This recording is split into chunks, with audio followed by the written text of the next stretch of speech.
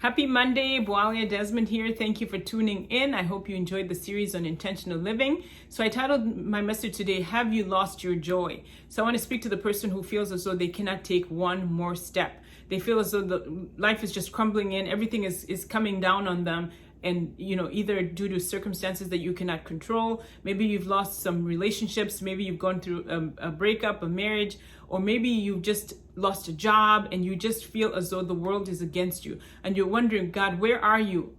Where are you? But friend, I want to remind you and I want to encourage you that life is full of seasons. It's just full of seasons. You go through a season of where you're completely, everything is just working out for you. You may go through a season where you're experiencing a lot of loss, whether it's death, whether it's just a series of events that you just cannot control. But this too shall pass. Everything passes.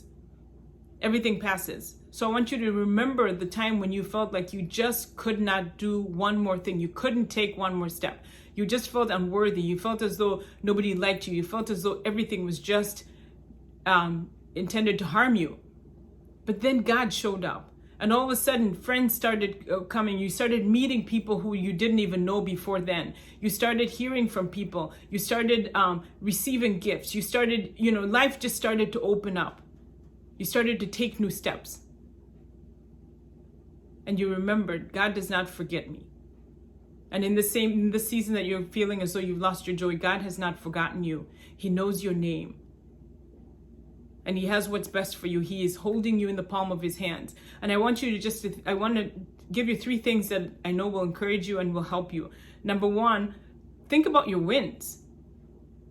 The reason why I encourage us to celebrate on Fridays is because we have done steps. We've taken some steps towards something new, something different, something good. So if you've been doing things that that throughout the year that you've committed to, you're different. You know that life is happening different for you. You're showing up different. You've learned some new things. But if you're doing the same things that didn't work a year ago, then you're probably not celebrating any wins because nothing seems different. But celebrate the wins. A couple of weeks ago, I was talking to one of my mentors and she said, hey, well, yeah, you're not celebrating enough. She said, look at all the things you've done. Look at all the things you've accomplished this week. And you're just going, because sometimes we take things for granted. If they're not big and grandiose, we think, it's not that big a deal. It is a big deal. Every win is a big deal. So celebrate you. Find the wins and celebrate them. Number 2, physical movement. If you notice kids are always moving. They're always expending energy. They're just moving and they have energy and they feel energetic and they're happy.